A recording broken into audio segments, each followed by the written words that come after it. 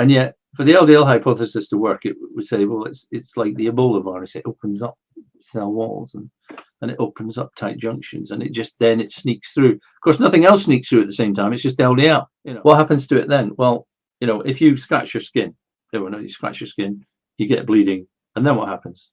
You get a scab on top of it, and then the skin grows up and the scab falls off. Right now, were that to happen in an artery, were the artery wall to grow up and push it off, then what you'd have is a blood clot floating in the artery, and it would go straight to the end of the artery, it would get stuck and could cause a stroke or heart attack. So that's not a particularly good system to have in your body. Malcolm, what's wrong with the LDL hypothesis? Where do I start?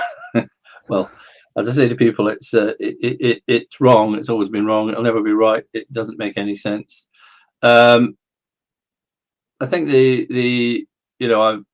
sometimes people ask me, when did you first become aware that the LDL hypothesis is wrong? And I think it's been a process of many years.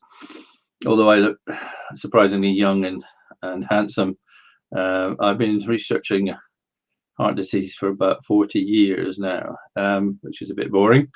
And I'm from Scotland, where at the time when I was at medical school, Scotland had the highest rate of deaths from heart attacks or myocardial infarctions in the world. It may not be that it was quite the highest, but it was definitely way up there. And everyone said it's because of the terrible Scots diet, which actually is a terrible diet. Food in Scotland was terrible. It was just ghastly, mainly because it didn't taste of anything.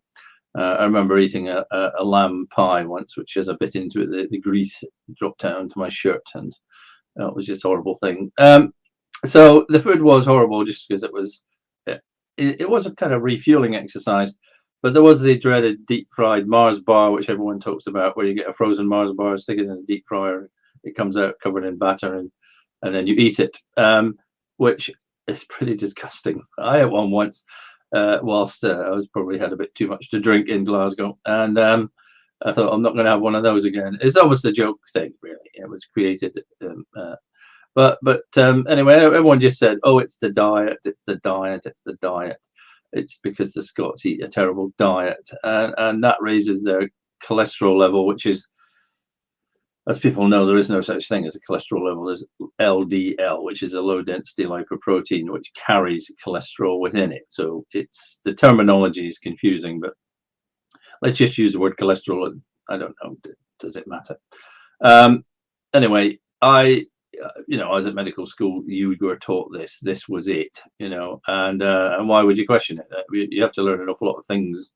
And I do remember I was at a one-to-one, not a one-to-one, but a sort of small teaching group, and a researcher and cardiologist, female, Elspeth Smith, which was unusual enough in those days, did say something, which was LDL cannot cross the endothelium, and we all nodded.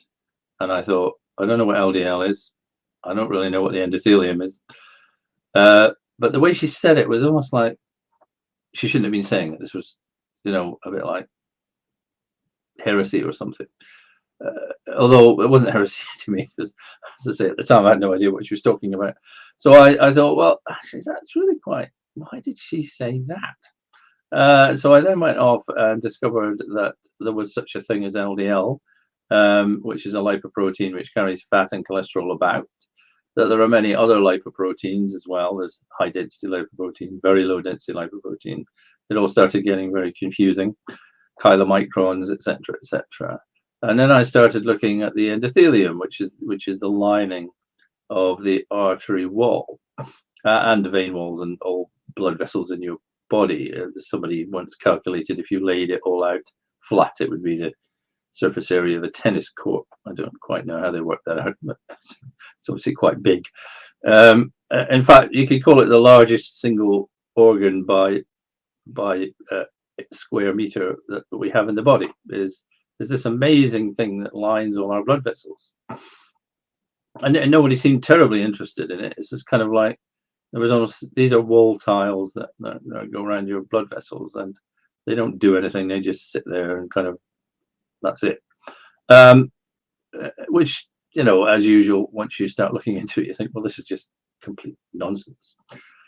But going back, you know, that started me on that path, which is, well, if LDL can't pass the endothelium, then LDL, which is the form of lipoprotein that is supposed to cause heart disease, is supposed to get through the endothelium and then build up in artery walls and thicken the arteries, and then they get thicker and thicker until eventually the walls become so thick that the artery is so narrow that it blocks with a blood clot, and that's what causes heart attacks and strokes. But clearly, if LDL cannot cross the endothelium, then that cannot be a mechanism of action. In parallel, though, I was just looking at the terrible Scots diet, and I analysed deep fried Mars bar, and I discovered that basically, well, batter is carbohydrates. A Mars bar is entirely full of carbohydrates. It's just sugar, basically. And usually, even by that time, we were frying things not in lard or saturated fat. Unfortunately, we were now doing it in undersaturated fats. So basically, you fried something in an unsaturated, polyunsaturated fat, which was purely made of carbohydrate, and that was supposed to raise your cholesterol level and cause heart disease.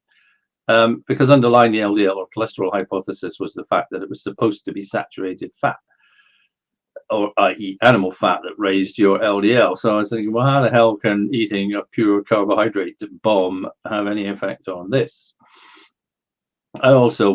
I've traveled to France quite a lot, and I watched the way that they ate, and I thought, you know what, they really eat quite a lot of saturated fat. In fact, they eat a lot more than we do. They have butter, they have roux that are made of butter, they eat animals. They don't even know the word vegetarian. At that time, if you went to France and you wanted a vegetarian meal, they just took the meat off the plate and said, there you go. There was none of this nonsense.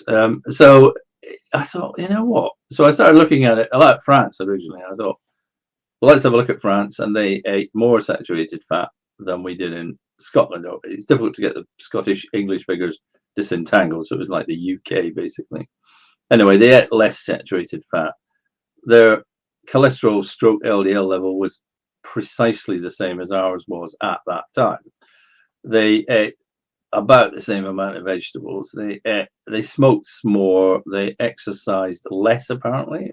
I'm not quite sure if I believe that, these figures. So if you took the risk factors for France and the UK, you couldn't get, I always like to joke, you couldn't get a cigarette paper between them.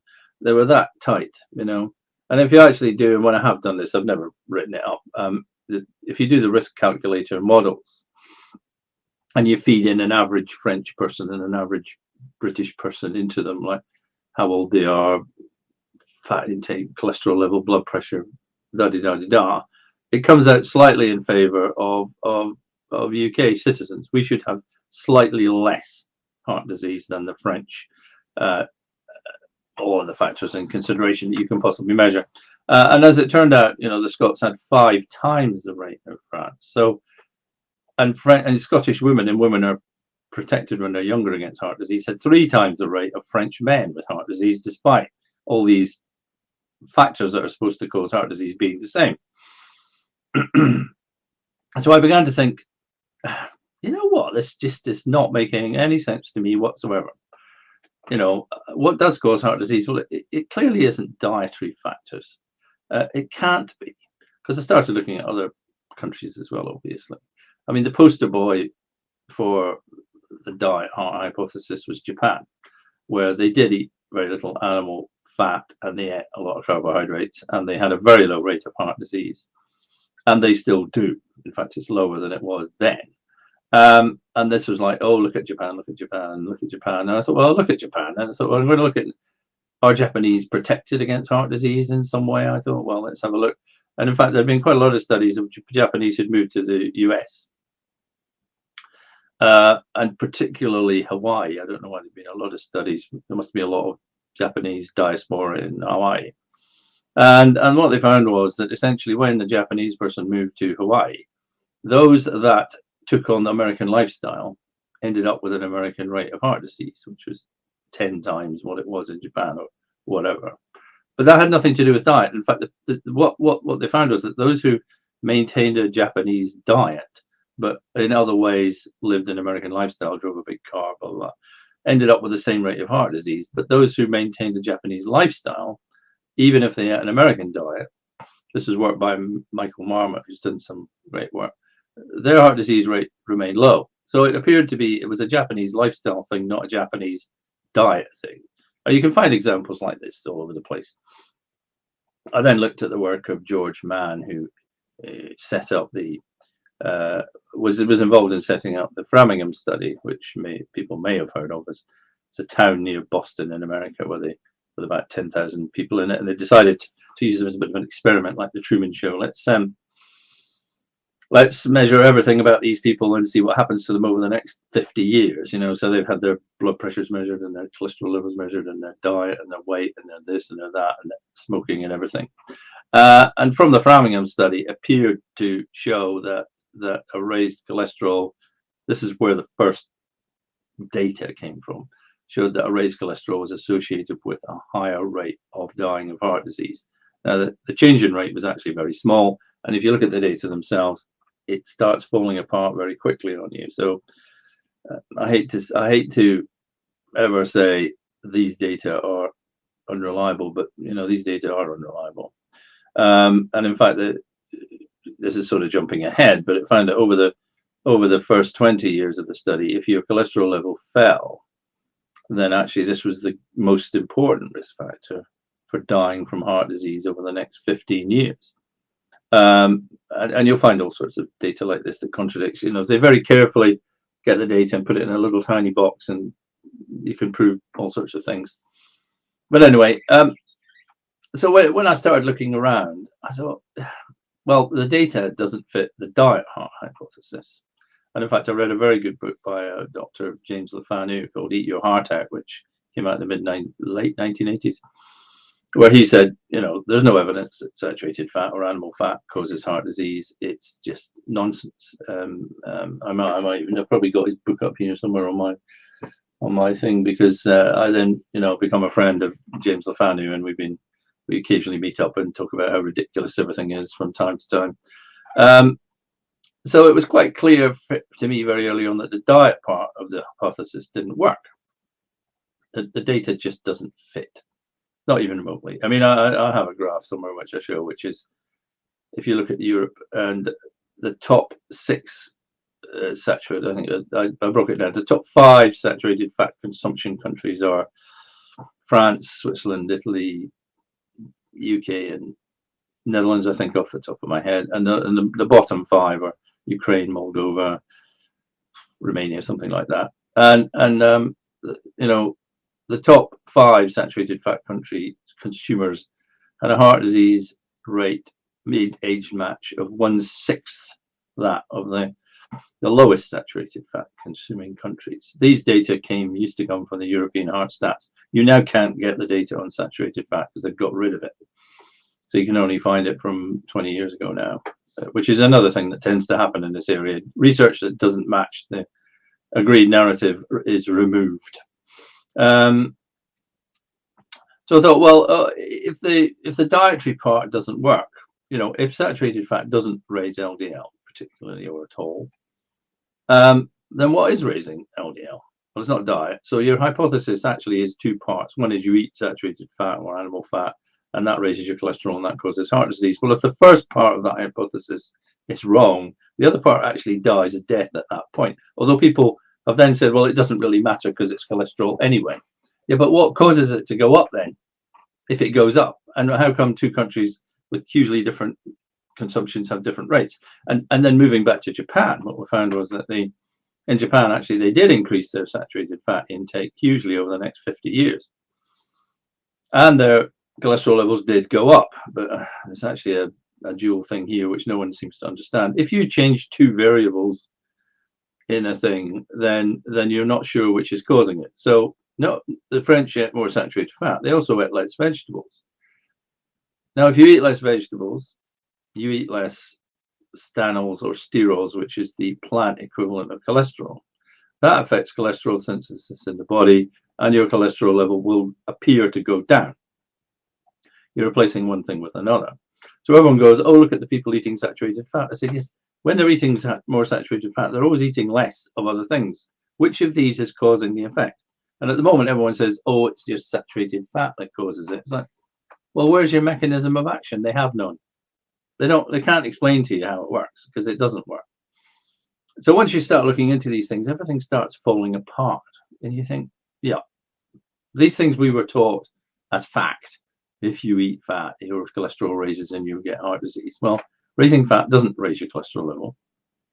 So that bit's fallen apart, yet you still believe the other part. You know, it sounds to me like when there are confounders, particular researchers are willing to ignore the confounders if it doesn't suit their narrative.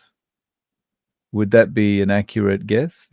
Well, I've tried to. I mean, the frustrating thing for me at the moment is I never get attacked on facts, if you like, because they can't, because these are facts. They just sort of go, well, that doesn't matter, you know, or what about, or they bring up some other fact which is not actually the same fact and say, but this shows that anyway, and you go, and so you have to kind of. There's two analogies I use. One is, you know, if you're trying to attack an aircraft, it fires what's it called, chaff into the air, which is like lots and lots of tiny little things that give you other targets to aim at, and so you don't actually ever get a strike on the aircraft because you're too busy blowing up little bits of aluminium that are floating around in the air. So this tends to happen. I mean, I do remember, you know, I was talking about it to a cardiologist. We were just having a chat, and I said, well, you know, we can look at this individual factor. And in the end, he just goes, well, it's multifactorial. And you go, well, what's multifactorial? What does that mean? Every disease is multifactorial. So it's almost like, I'm not going to discuss this because if this goes further, I'm going to have to actually, you know, realize that I'm wrong. You know, it's you know, and I'm not wrong. I know I'm right. I know I'm right. Therefore, you can't be right. And all these facts must be wrong in some way, and I can't quite understand why they're wrong. You know. I mean, well, we look at France, and the French have been known to have a very low heart disease rate, despite having high risk factors. And everyone just says, "Ah, well, they're protected by something." Like what? Oh, they're protected by red wine, lightly cooked vegetables, and eating garlic. I go, fine. I've looked at these three factors. Interestingly, the first factor of the red wine, the research on that has been proven to have been falsified. They found this stuff called reverse citrol, or whatever it's called, that apparently lowers your LDL. This was all this research was done by one guy who made it all up. That research, you can still find it. You can still go into the research. All right. And I can't remember his name now, but it was kind of shown that you do get these researchers that make their name from doing something, and then it turns out it was all false. His was entirely falsified. Now, I like red wine, and I drink red wine, and it probably has some beneficial effects on heart disease because it makes you feel relaxed and enjoy your life a bit more. But there's nothing in red wine that does anything. Then I looked at garlic. Again, it's like, well, what is garlic supposed to do? You know, I know the French eat a lot of garlic, but just saying there are differences between the French and the Scots, what they eat, and that must be the answer because we can't think of any other answer. They lightly cook their vegetables, yeah, and big deal, you know. So you can't find any evidence for any of these things. Individually, they don't exist. I've looked at garlic, it doesn't exist. I've looked at red wine, it doesn't exist. I've looked at lightly cooked vegetables, and it doesn't exist. And this idea, oh, they're lightly oxidized. What do you think happens in your gut to food? I mean, do you think it remains lightly oxidized as it passes through hydrochloric acid at pH 1? Do you think I mean, it's just nonsense, all right? The nonsenseness of it, it's almost like it's because France begins with an F. And F is protective against heart disease. Oh, right. So Finland has very little heart disease. I mean, these arguments, no one ever follows them through and says, yeah, but okay, you've given me a stupid answer. You give me an answer that you believe to be true. Now go follow it through. Find out, you know. No, we're not going to find out. You know, we just, the French protective factor. At one point they said, oh, the French don't use the term coronary heart disease or myocardial infarction. That's why they have a low rate of heart disease. Like, what? That was true up until 1968 because the French refused. There's a thing called the International Classification of Diseases, ICD, which all the countries in the world are supposed to use if possible, so that if someone says I had a heart attack in France, it means the same in Russia or South America or whatever. Because up to that, they used the term cardiac insufficience was when someone had a heart attack, which basically means their heart wasn't sufficient, and then they died, which is sort of the same thing.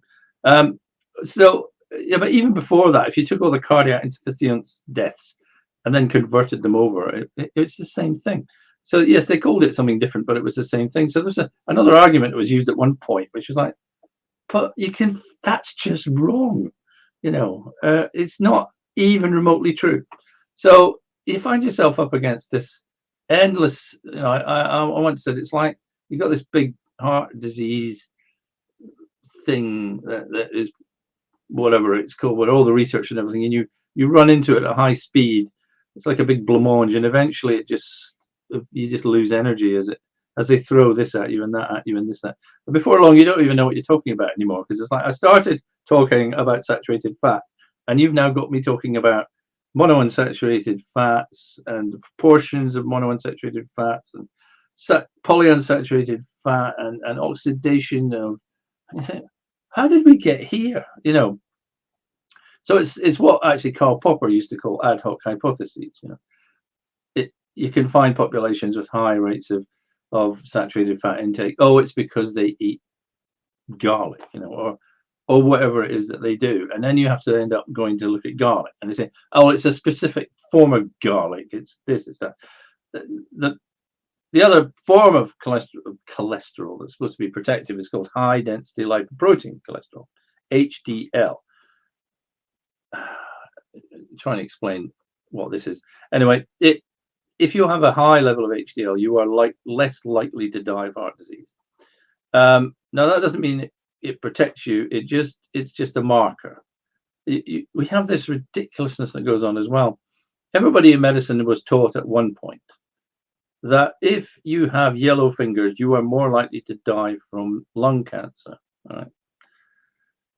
Yes, because if you have yellow fingers, you smoke. And if you smoke, you're more likely to get lung cancer. And it's not the yellow fingers that cause lung cancer, it's the smoking. That is kind of simplistic, yet when you get something like a high HDL or a low HDL, and they go, oh, if it's high, you're protected, and if it's low, you're more likely to get heart disease. True. So what? What causes the HDL to be high or low? Well, what causes the HDL to be low is having diabetes or insulin resistance. And what causes it to be high is not having insulin resistance or diabetes. So diabetes causes HDL to be low, and it also causes heart disease. So don't go around telling me that HDL causes heart disease or protects against heart disease, because that's just utterly and completely stupid. And of course it's stupid. And they had, but such is the impact that at one point they found a population in Italy called in a town near Milan, and they had very low rate of heart disease and a very low HDL level, which was actually genetic. I can't remember the exact genetic mechanism. So what they thought was, well, this doesn't fit, does it? So they decided, in their infinite stupidity of stupid thinking, which just drives me nuts, is, oh, well, their particular version of HDL must be extra protective. So even though they've got less of it, it protects you more. All right. Now this is what? No, just HDL doesn't. So now it's a superpower HDL. Superpower. Well, no, you listen. It's superpower HDL. Right? So what they did was they got hold of it. They called it ApoA1 Milano. All right, ApoA1 Milano, and they synthesized it in a laboratory. Okay, and they gave it to people. They injected it into people. All right. And they set up a company to do this. I can't remember the name of it. It might come to my mind whilst I'm talking. And the researchers in the States went, oh, this is fantastic. It's like we could just see the plaque dissolving from people's arteries. It's magnificent. It's the best thing ever. One specific cardiologist, the most influential cardiologist in the world, Stephen Nissen, likened it to Drano, which is an American thing that clears drains. All right. Such was the power of ApoA1 Milano to reverse heart disease. They sold the company to Merck, I think it was, or it might be Pfizer, for $1 billion. All right. So it sure cleared out some bank balances pretty quickly. And then they did further research on it. And then, in a kind of very quiet way, for people like me who are obsessed and go and look at these things, it was dropped because it didn't work. So people spent $1 billion on an HDL that would clear your arteries like Drano, sold the company for $1 billion. A lot of people got very rich, and then it was found not to work, and then gently dropped. But the HDL hypothesis has never, well, it's sort of, it's not really, because they developed other drugs since then, and they were called citrapibs was the end name. With drugs, the end of the name tends to say they're in the same class. So statins are all called atorvastatin, rosuvastatin, simvastatin, etc. These drugs were called citrapibs, and what they did was they transferred, actually normally HDL transfers cholesterol to LDL and VLDL. This is one of the things it does. Partly because it does clear up excess cholesterol, actually true cholesterol that's floating around in the blood or comes from broken down cells. It gets hold of it, and then it transfers the cholesterol to LDL and VLDL using a thing called cholesterol esterase transport protein. How exciting.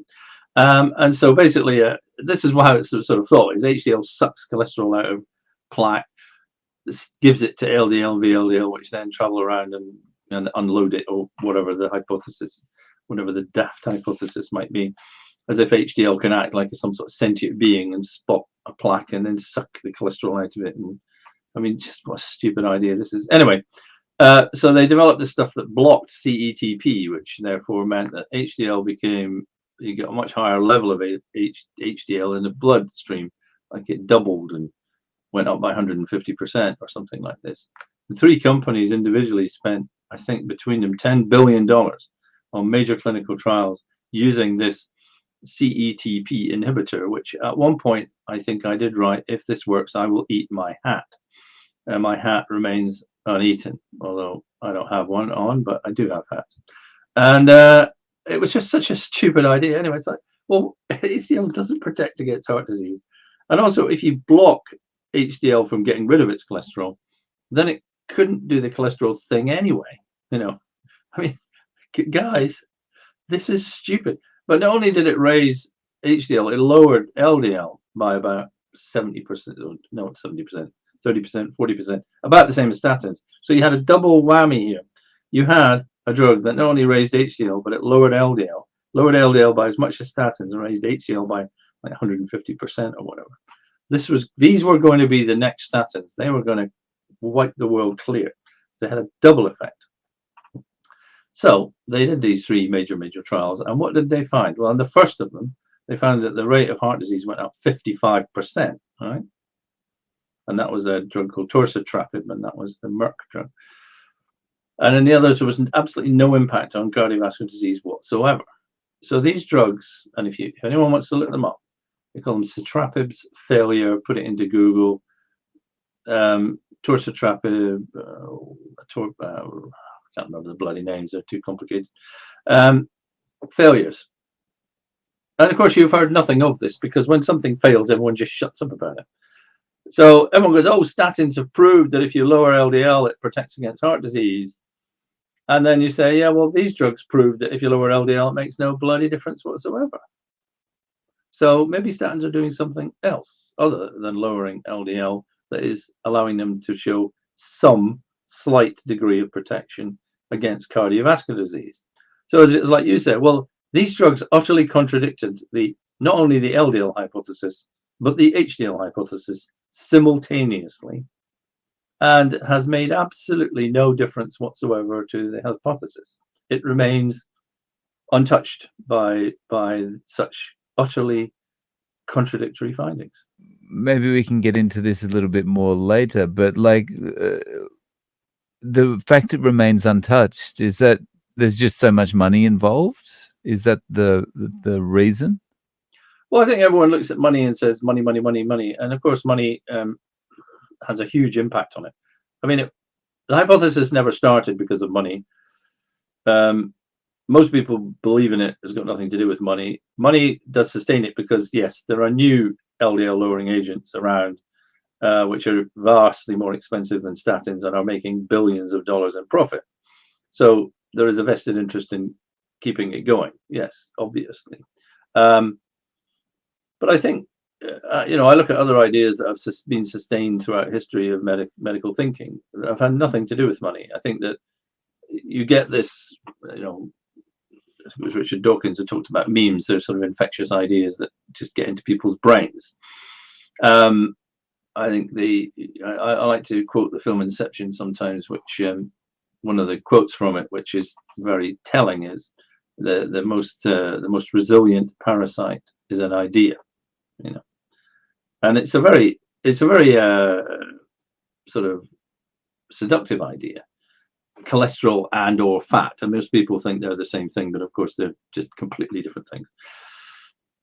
They look, or fat looks blubbery and horrible, and you can sort of imagine it blubbery, horrible stuff, and you eat it, it sort of ends up blubbery and horrible in your arteries, and it's very simplistic. Or it's H.L. Mencken, another guy I quote from time to time, said, for every complex problem there's a solution that's simple, easy to understand, and wrong. And the LDL cholesterol hypothesis, because you keep changing your mind, it started out as if you eat too much cholesterol, the cholesterol level in your blood rises and it's deposited in your arteries. All right, that was the original thinking. Well, of course, first of all, Ansel Keys, who started it all really, or turbo boosted the whole hypothesis in the 1950s, fed adult males lots of cholesterol, and it made no difference to their cholesterol level whatsoever. So he abandoned that idea and said, oh, it's not cholesterol, it's saturated fat. On the basis of what? There is no sort of pathway from one to the other. It doesn't make any sense. But it kind of allowed it to be fudged. So the first enormous fudge happened very early on, which was, well, actually, cholesterol doesn't raise your cholesterol. And then, of course, the next thing is you don't have any cholesterol in your bloodstream anyway. So what are you talking about? And then we say, oh, well, it just gets into your arteries. You go, right.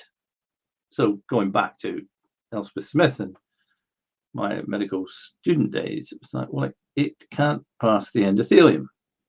Now, there will be people who disagree with this idea, but and then you end up, as with science, it's complicated. You find that there is endothelium in different places of your body, and it's quite different, and da-di-da-di-da. But within your arteries, where you get heart disease, it's not even heart disease, is it? The terminology is stupid. It's not heart. It's not a disease of your heart. It's a disease of the arteries. And of course, arteries supply your heart, and arteries supply your brain, and arteries supply blood to all over your body. The disease is not heart disease. The disease is artery disease. They call it coronary artery disease, but of course it affects arteries all around the body. So it's not coronary artery disease. It's not coronary heart disease. It's sort of cardiovascular disease, but it's really vascular disease. So, I mean, it's very difficult to have a debate here on which you want to start by saying, actually, this is the disease and we should call it this. These are lipoproteins. It's not cholesterol. We should call it this. So, but then you end up, everyone's fallen asleep before you actually have the argument. So it's like, no, it's really boring. Sorry, it is a bit boring. Science is a bit boring. It's not boring to me because I love it, but I understand it. You want a simple solution. How do I lower my cholesterol level? Well, you don't have a cholesterol level, so I can't answer that question. If you want to discuss how you can lower your LDL level, I'm going to say to you, take a statin. Bye. You want that to do any good? Well, good luck on that. So it's frustrating in that, unless people are willing to spend some time and understanding what you're talking. The endothelium. What's an endothelium? Well, actually, here's another 10 minutes describing what the endothelium is, or at least an hour, or perhaps several hours. So I read in your book about how the reason that LDL can't pass the endothelium. Are you able to explain that?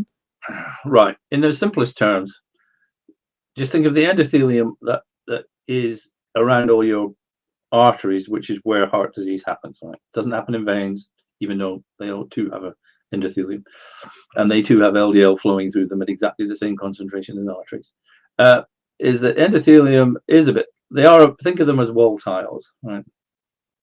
Think of them as wall tiles which have grout in between them, and the grout is as strong as the wall tile. There is no, this grout hasn't broken down, all right? Or think of the endothelium as being like terraced houses, and someone says, oh, we're just going to slip between the terraced house, and you go, you can't slip between the terraced house because they're stuck together with bricks. So the endothelium are made of flattened cells, endothelial cells, which are incredibly tightly bound together. They're called tight junctions. Proteins link between them really, really tightly, so nothing can get past. Right? I mean, the idea of things slipping through. So, and also, all endothelium is lined by a forest, a lawn of proteins and glucose and proteins, which again don't let anything through.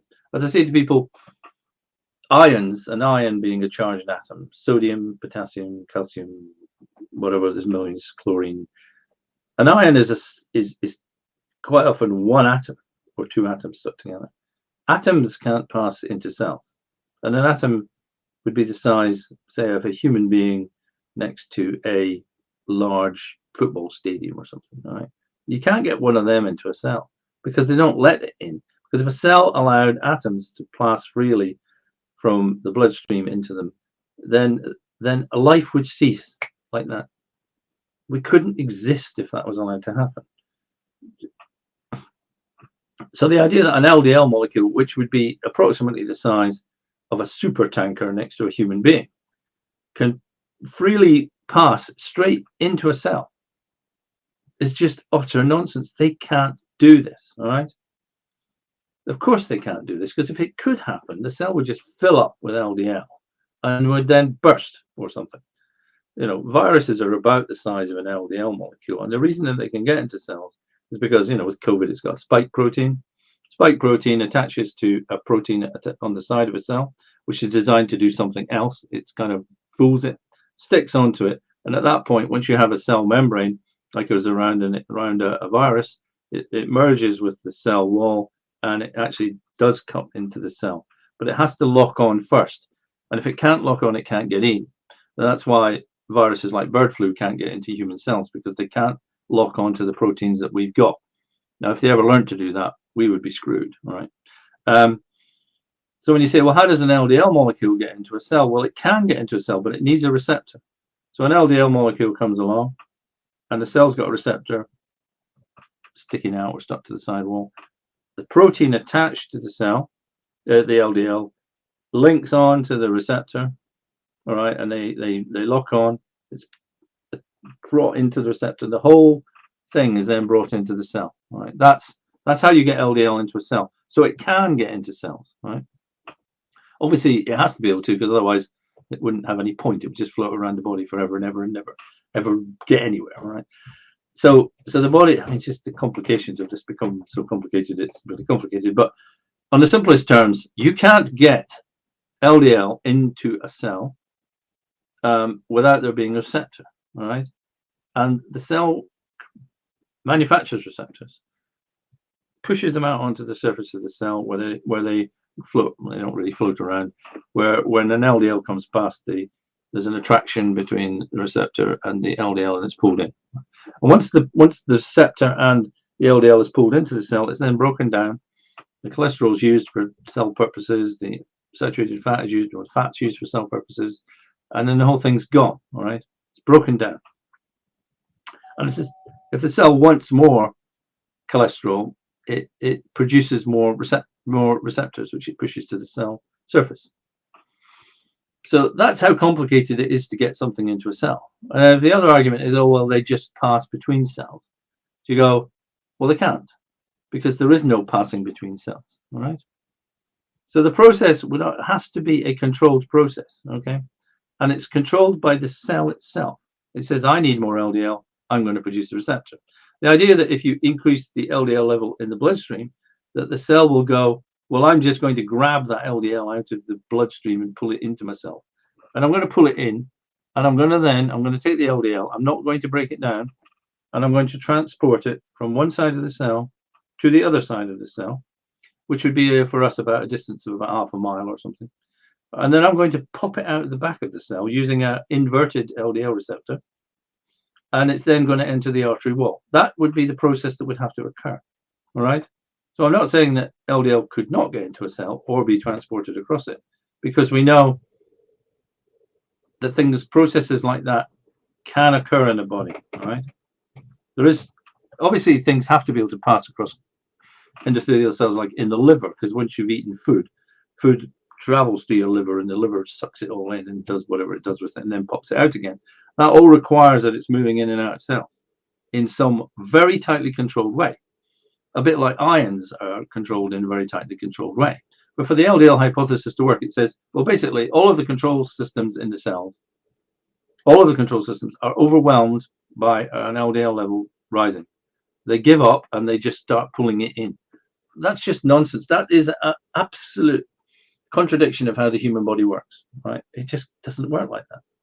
So when you say to people, well, how does it get through? How does it get past the endothelium? Well, it doesn't, because it can't. And it can't because that's how the body works. And if the body just allowed stuff into cells willy-nilly, it would be dead. And we know that's what happens. So look, a specific example. If you don't eat enough salt or sodium, or say you drink too much water, all right? So you dilute your bloodstream, and this happens to some marathon runners. They drink far too much water. Their bloodstream becomes diluted.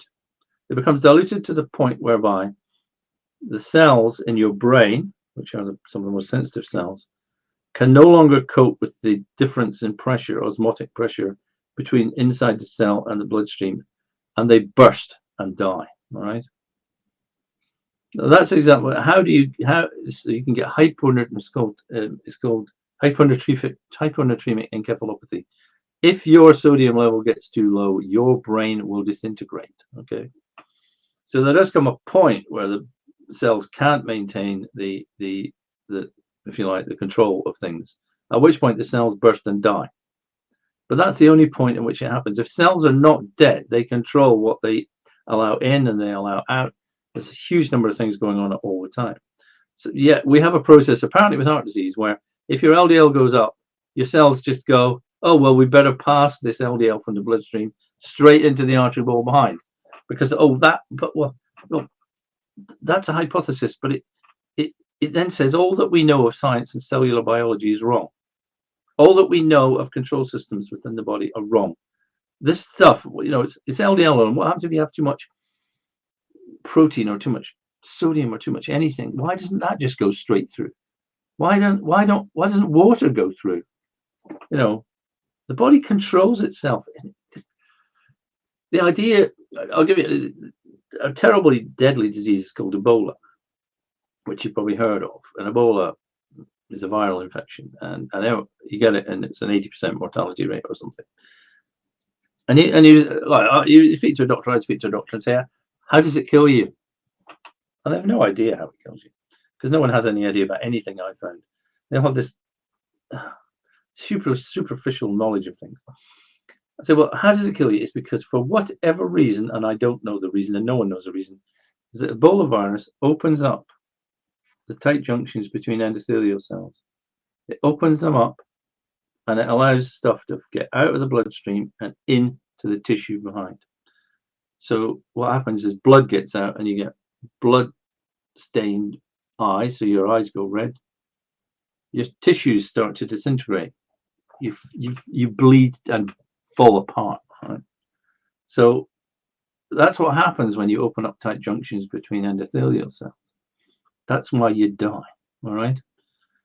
And yet, for the LDL hypothesis to work, it would say, well, it's like the Ebola virus. It opens up cell walls and it opens up tight junctions, and it sneaks through. Of course, nothing else sneaks through at the same time. It's just LDL. There's a sodium and water and much smaller things that are floating around all around the blood. They don't get through. It's just LDL.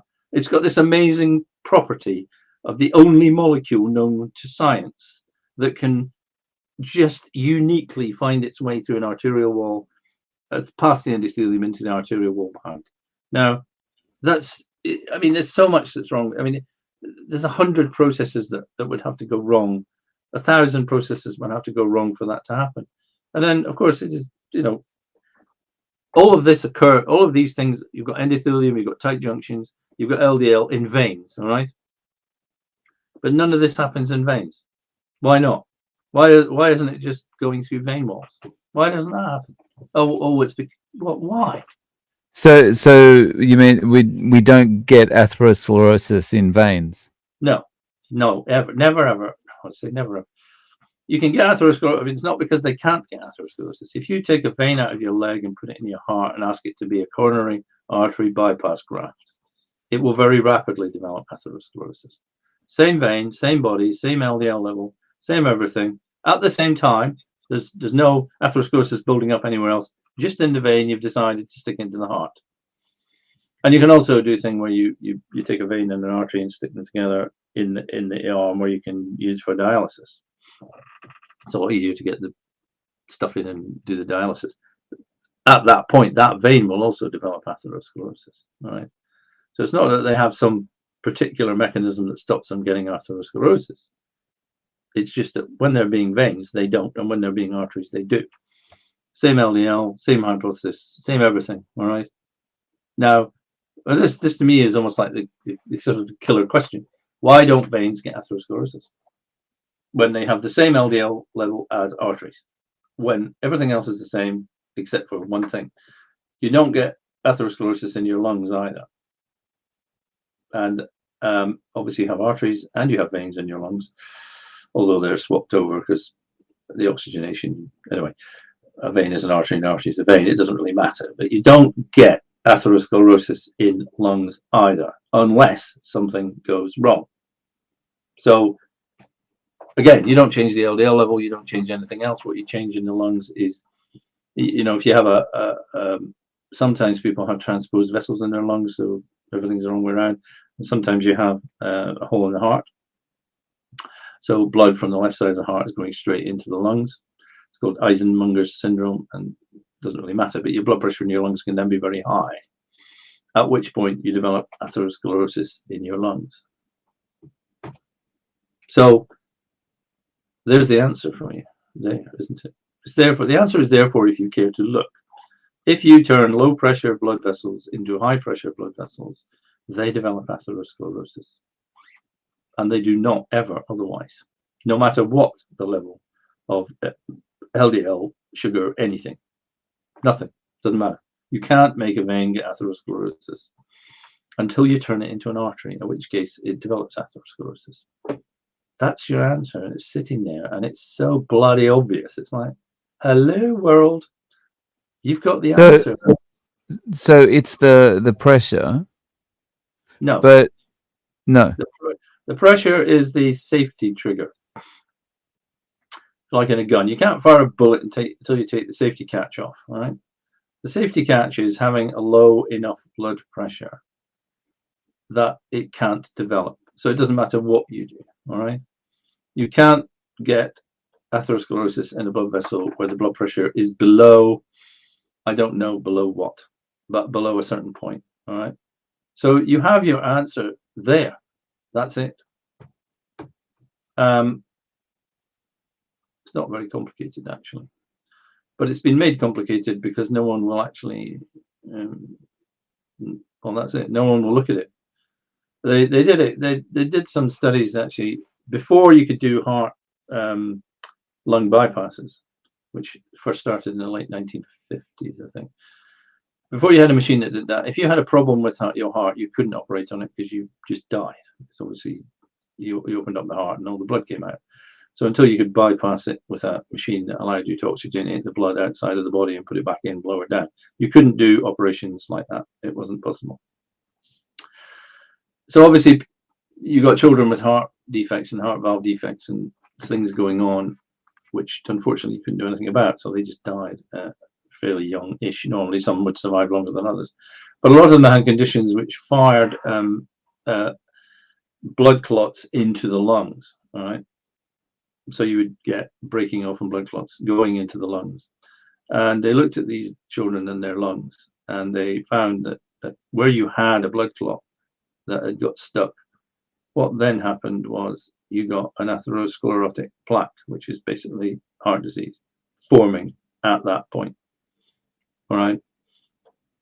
And then you had an answer there. And what they also found is if you got animals like chickens or pigs or whatever they are, and you put a needle in and you fed little blood clots into the bloodstream, and if you feed a blood clot into the vein, it goes into the right side of the heart, comes out the right side of the heart, and goes into the lungs, right, where they get stuck, all right, because they can't. Eventually, the blood vessels narrow and narrow, and the blood clot will stick at some point, which is what happens when if you get a blood clot in your leg or deep vein thrombosis. When you say they're flying long distances, and you get up and walk, so you don't get a blood clot in your leg, because if it forms in your leg and breaks off, it travels up the vein through your heart into your lungs, gets stuck, and then you have a big blood clot in your lung called a pulmonary embolism, and that can kill you. Right. So what they found was that if you deliberately put small blood clots into veins, they'd stuck in the lungs, and at those points you developed atherosclerosis, or what is the underlying cause of heart disease at those points.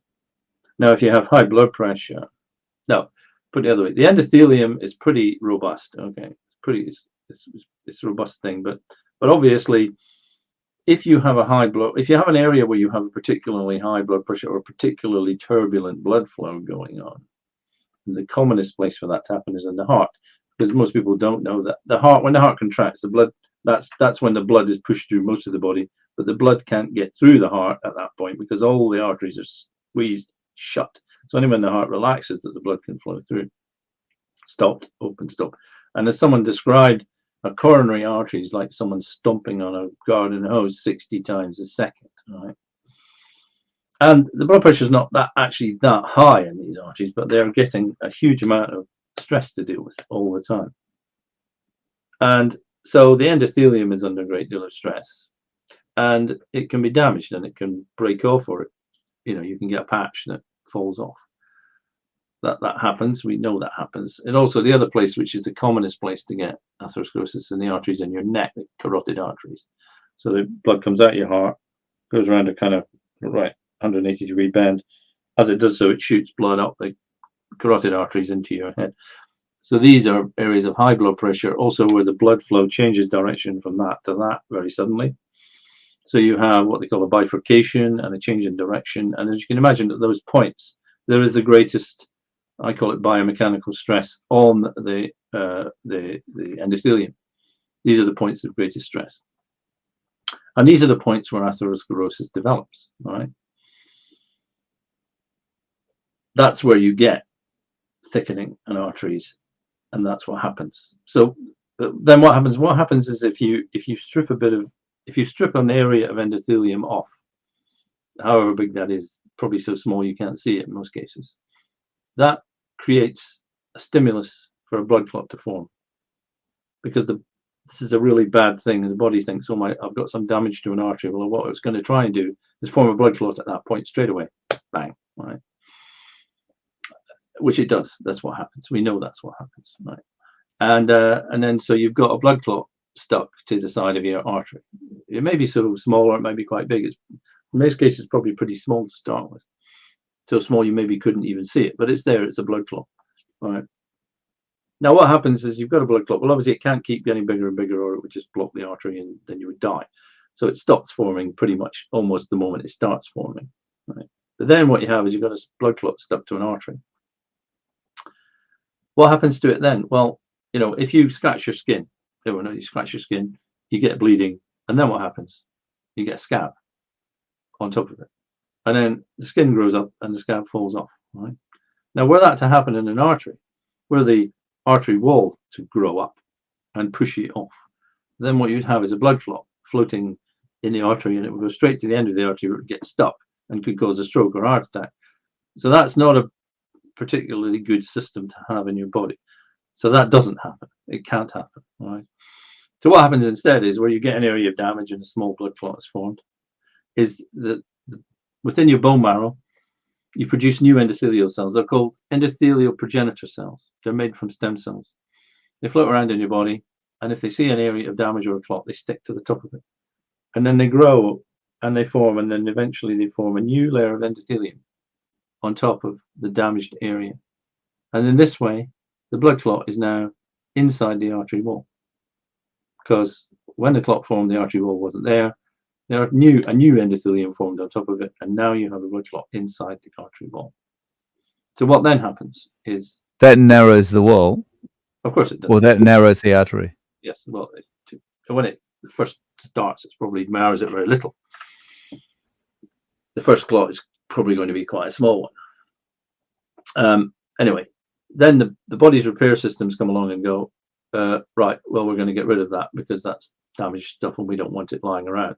So you get things called macrophages, which are like little amoeba. They come along and they chomp away at it and remove it. All right, so it's mostly gone. So I hate to say it, but this is happening inside your arteries right now, probably, right? And my arteries, and everybody's arteries. It's going on. It's like a road. It's constantly being punished, all right? And gradually a small area will damage. And if you don't repair it, it gets bigger and bigger until eventually you've got a sodding great pothole that can take your wheel off your car, all right? Of course, it's not quite, the analogy is not perfect, but essentially, unless you keep repairing your roads, you will end up with terrible roads. And you'll end up not even being able to drive along them because they'll be just a complete mess, all right?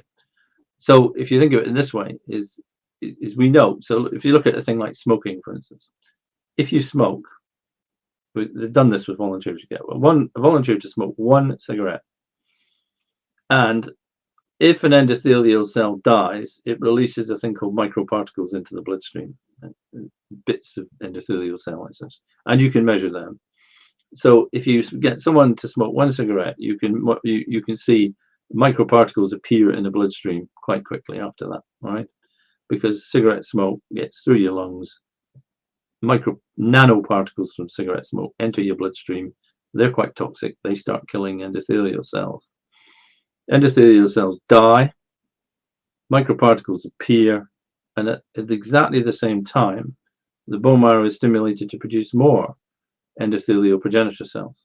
So they start coming into the bloodstream, they cover over the areas of damage, the repair systems come in, all is well, right? So there's a constant battle between damage and repair going on in your arteries, right? I don't know how many cells die each time you smoke a cigarette. 1 billion, 1 million, 10, 5, I don't know what the numbers are. But obviously, so long as your repair systems are working well, you can smoke cigarettes. You can smoke 20 cigarettes, you can smoke 40 cigarettes. But of course, you'll reach a point where you get older, where your repair systems start to fail. And suddenly the battle will be, on the side of damage, will be overwhelming the side of repair. So you're getting more blood clots, and where you've had a previous blood clot, that's probably a what we call an area where it's more likely to happen again, and again, and again. And so what happens is you get basically a blood clot forming on blood clot, blood clot, blood clot, blood clot on that same area, and eventually it turns itself into a true thickening. Because if you slice through a number of what they call plaques, atherosclerotic plaques, what you can see is a bit like tree rings. You can see places where there's clearly been blood clot after blood clot after blood clot after blood clot after blood clot after blood clot, like a tree ring growing. All right. This is not contentious, by the way. This is not me making this up. You'll find this in major journal articles in atherosclerosis and the Lancet and whatever. The fact that there are repeated episodes of blood clotting at a point on the artery is not a contentious thing. This is an accepted thing. All right. By just about everybody. Well, we also, the final event in a heart disease is that big blood clot forms right on that point. Bang, that completely blocks the artery, and you've just had a heart attack. So that's not contentious, all right? So the idea that a blood clot is the final event that kills you, what happens in your neck is actually the plaque is quite friable or a bit, it's not very solid, and a bit breaks off, travels into your brain where it causes a stroke. So it's a slightly different process. You don't tend to get a complete blockage of the carotid artery, although you can. What tends to happen is it breaks off. Whereas in the heart, it tends to happen on the point of, that's where the clot forms and that's where it jams, all right? It's not always, but it usually is, okay? So everyone will accept, yes, a blood clot is the final thing that wipes you out with heart disease or stroke or whatever. Almost everyone accepts that I would say everyone accepts to a degree or 1 degree or other, that plaque, once you've got an area of atherosclerotic plaque, that becomes a vulnerable area where a blood clot is more likely to form. And in fact, you can follow people. They've followed people for years, doing what they call angiograms, where they look at your arteries. So people have had a heart attack. There was a study where they kept looking and saying, well, let's look at what happens at those arteries. Every year we're going to have a look, if you like, and see what's happened to that area of thickening. And what they found was that the plaque doesn't gradually get bigger and bigger as if LDL is being gradually absorbed into it. That's not what you see. What you see is most of the plaques stay at the same size. Some of them have suddenly jumped in size. All right. The jumping in size is because a new blood clot formed over that point. Then it settled down. Either it killed you or it didn't. It narrowed the artery, but it may have caused no symptoms. And then you can see that it's grown. It's jumped in size. It's called phasic growth rather than gradual growth. So everyone that says, yes, well, that's how blood, once you've got a plaque, plaques grow through repeated deposition of blood clots on that point. The final event is a blood clot. But actually what they say is, but that's not what starts it. What starts it is LDL getting into the artery wall. It's like, well, you've got a process that makes sense from start to finish. I mean, Elspeth Smith, who taught me in Aberdeen all those years ago, wrote papers on this, which I didn't really appreciate until far too late. When she was dead, I never got a chance to speak to her. She said that basically she looked at artery walls that appeared to be coronary arteries that appeared to have no atherosclerosis in them. And if you looked at them correctly, what you found was evidence that there had been blood clots in those arteries in the past. Because what she was finding was there's a substance in blood clots called fibrin, which is, you may have probably heard of it.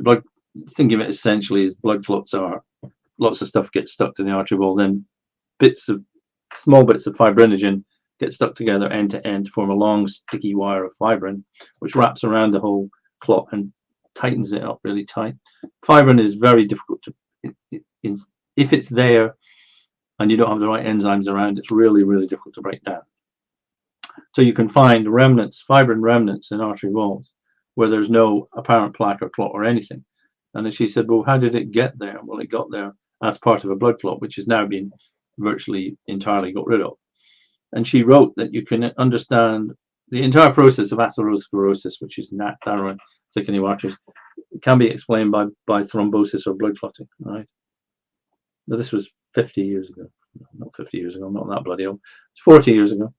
And you know, you go back. If you go back, the very first person to look at atherosclerotic plaques in detail was a guy called Karl von Rokitansky in 1850. He looked at plaques and arteries. People say, oh, heart disease is a new disease and it didn't come along to the 20th century ago. Well, what was he looking at then? He was looking at plaques and arteries of people who died in car crashes or whatever or other things. And he was a pathologist working in Vienna. And he looked at plaques and said, what I'm seeing is blood clots in various different stages of metamorphosis or change. These are blood clots, is what he said. And he called it the incrustation theory. And he wrote about this in 1852. All right. So this is not like a damn new thing. I'm not the first person to think this in the history of medicine. Other people have been saying this for years, that just no one's ever paid any attention to.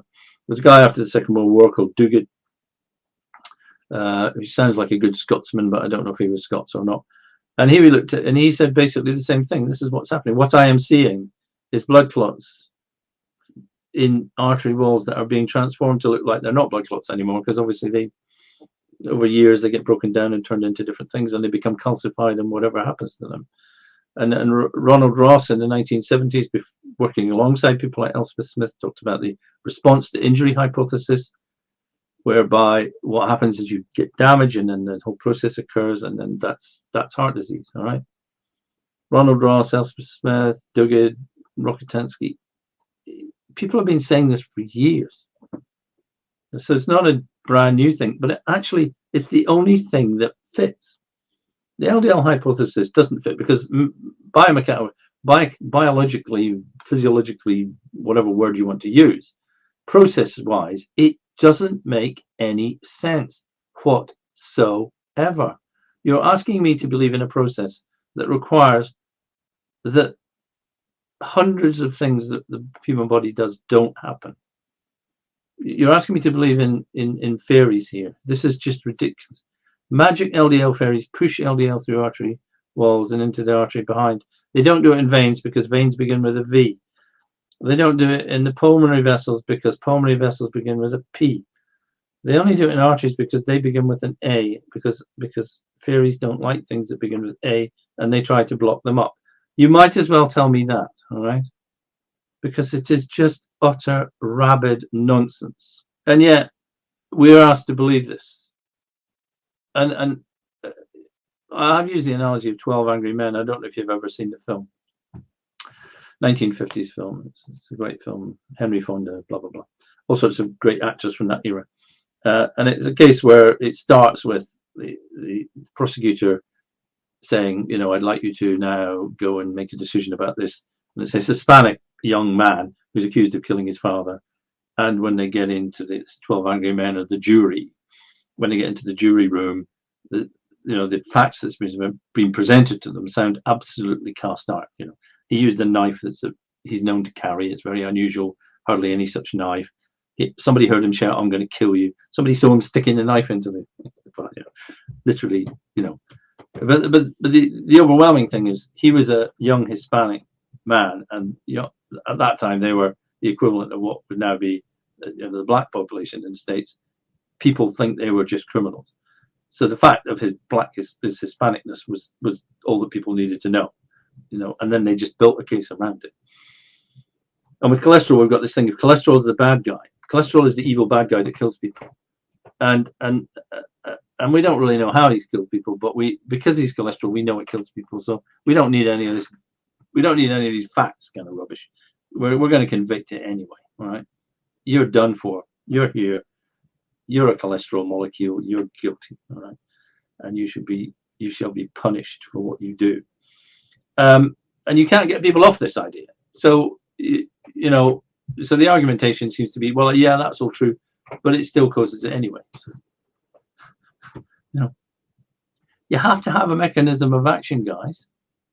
You have to. All right, you just have to. You can't just say it does because it does, and well, I know we found that, but it does because it does. You know, that's the argument for the LDL hypothesis. We know it causes heart disease because it does. That's the argument of the schoolyard, right? Yeah. It does because it does. Yeah, because I tell you. You said you are, but what am I? Yeah, exactly. Stop asking questions. So LDL as the cause is out of the way. How do we actually prevent coronary artery disease? Well, you can. I hate to use the word prevent because it's about changing risk one way or the other. Right? Oh, how do we minimize risk? Minimize risk. We'll call it minimize risk. I hate the word prevent. It drives me nuts in medicine. Let's prevent this and prevent this. Yeah, well, prevent people dying of things. Well, I hate to say it, but you're going to die of something in the end. No, how do we reduce the risk? Well, what are things that damage artery walls? Okay, is what are things that damage the endothelium? What are things that make blood clotting more likely, or if those blood clot forms, they're going to be more difficult to shift? What are things that interfere with the repair systems that allow the body to shift the damage out of the way? Right? On using this may sound like I'm going sideways for a minute, but there were studies done in guinea pigs years ago. And the reason why they were done in guinea pigs is because guinea pigs don't make vitamin C, and neither do human beings. So they got these guinea pigs. They got all the vitamin C out of their body. So they make them scorbutic is the technical term, and they developed atherosclerotic plaques. Right, and the reason for this is, let's not go into the reason, it's quite complicated. It's to do with blood vessels cracking and being broken down because vitamin C makes collagen, and collagen is very important for holding your body together. And if you don't have collagen, you develop scurvy. Well, that's what scurvy is. Blood vessels break down and you bleed to death. So what they found was that if you if you gave vitamin C back within like 2 days, the plaques were gone.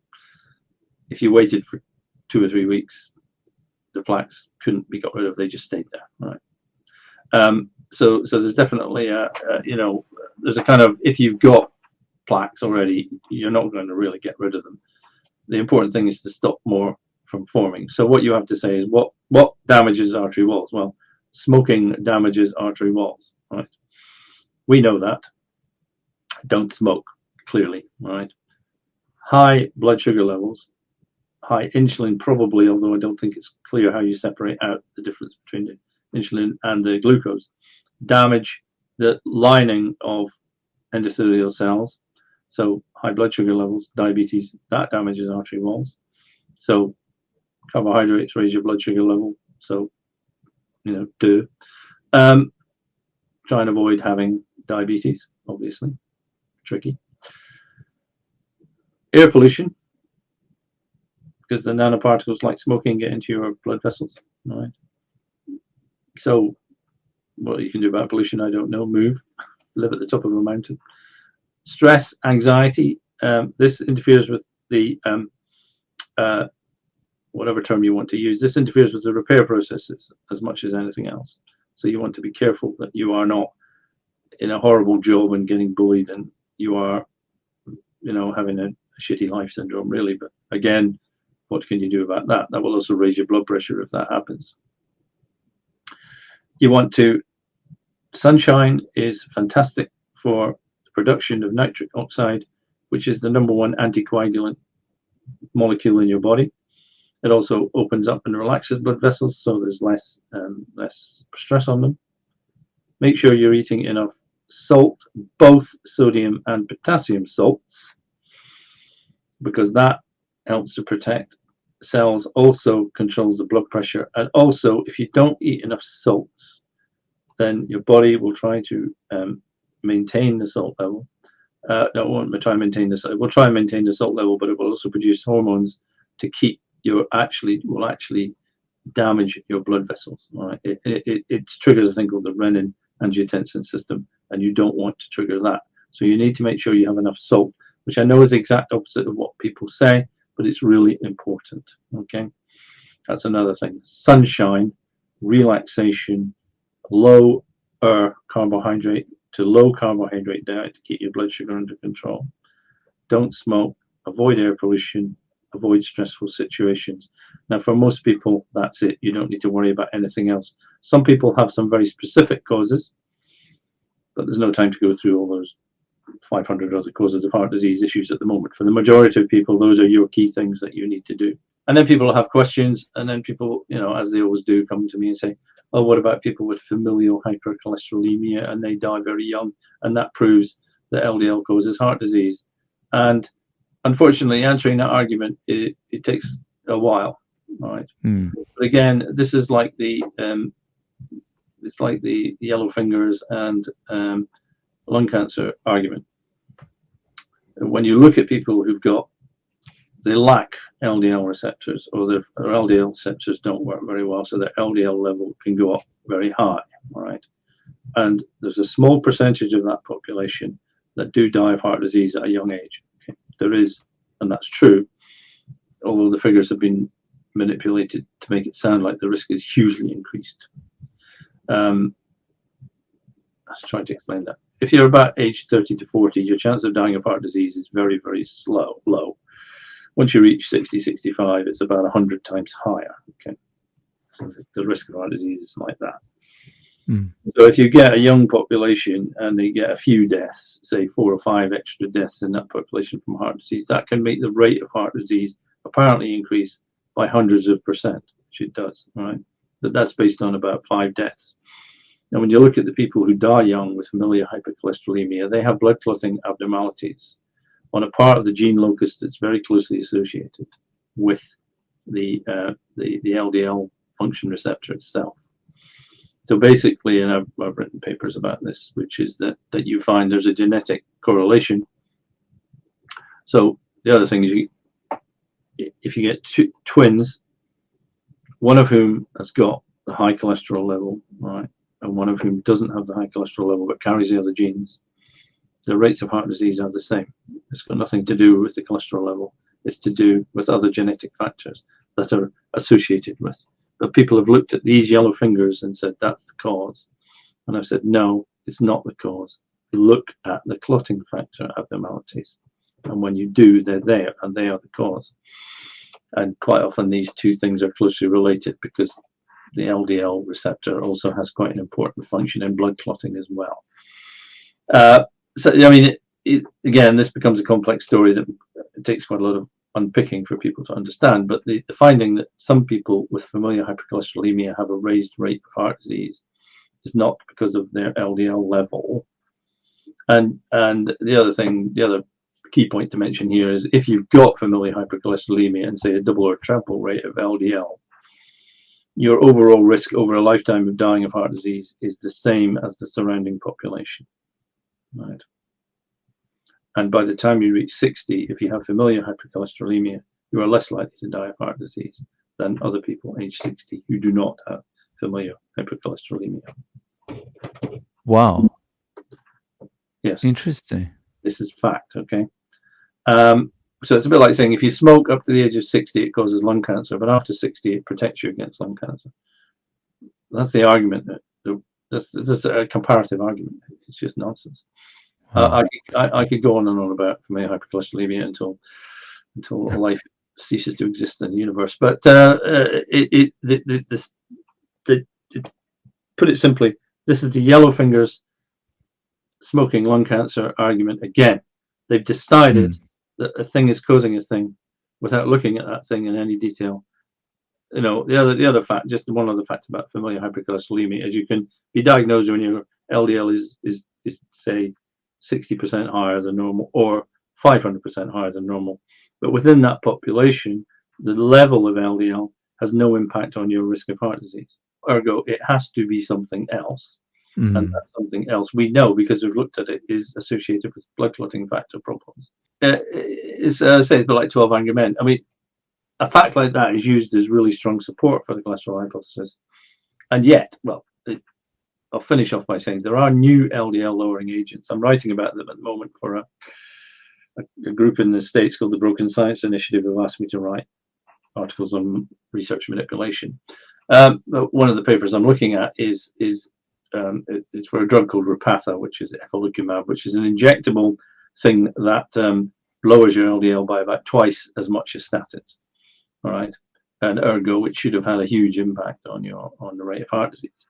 And in that study, which was presented as a success, by the way, and that drug now exists on the market, the total number of cardiovascular deaths in the group that got the active drug that lowered the LDL by 70% was 251 out of, say, 17,000 or however many it was. The total number of cardiovascular deaths in the placebo arm of that study was 240. So more deaths in those who had their LDL lowered by 70%. Interesting. Now, that may sound unbelievable. If people want to look it up, you look up it would be called the Fourier study, is what it's called, Fourier, Fourier study, Repatha Amgen, who ran the study. I'm dissecting it at the moment, but in a way, and you can find these articles. There's a group in the States that I'm strongly supporting called Broken Science Initiative, of basically people who believe that medical research and science is bust, and more effectively bust. And I'm writing articles on this, but you can look up the study yourself. Now, remember that the headline doesn't mention this fact. The abstract doesn't mention this fact. The discussion doesn't mention this fact, and the conclusion don't mention this fact. All right. You can only find this out by looking at the tables themselves and going in some detail. Okay. But I do go into studies and look at them in some detail, which is very boring of me. But when you do, you think, well, this is just rubbish. This stuff didn't work. All right.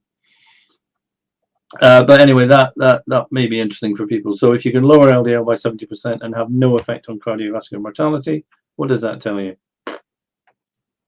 A very simple story, that LDL doesn't cause heart disease because or cardiovascular disease or artery disease or whatever term you want to call it.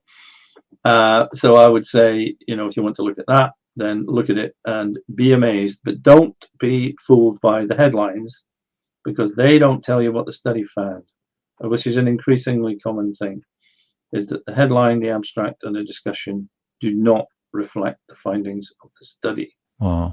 Well, Malcolm, if people want to reach out to you, how can they find you? Do you have a website or a Twitter or something? I try and remain hidden in case I get shot. Yeah, well, I do a blog on WordPress called it's Dr. Malcolm Kendrick. So if you type Dr. Malcolm Kendrick in, the first thing you'll probably find is not my Wikipedia entry, because that got removed.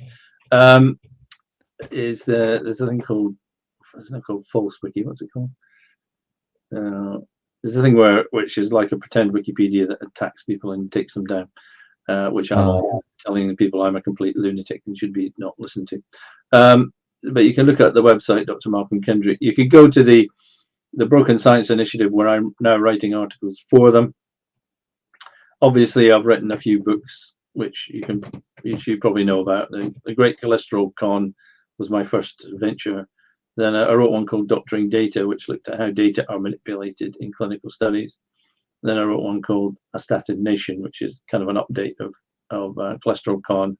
And the latest one is the Clot Thickens, which is really saying, guys, it's not to do with LDL, it's to do with blood clotting. Always was, always will be, and I think it lays the argument out reasonably well.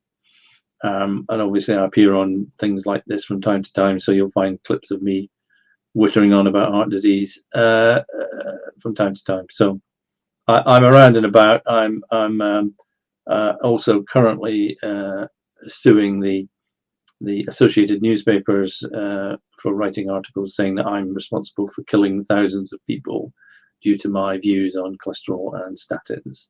And that case is still ongoing after nearly 5 years. So we shall get a judgment at some point, hopefully in our favor. In which case I can even be more bold about the stuff that I'm talking about, because I'm currently somewhat holding back, which you may not believe, but I am. All right. Well, I really appreciate you coming on and speaking with us, and best of luck with the court case. Dr. Malcolm Kendrick, thank you so much. No problem. Nice to speak to you.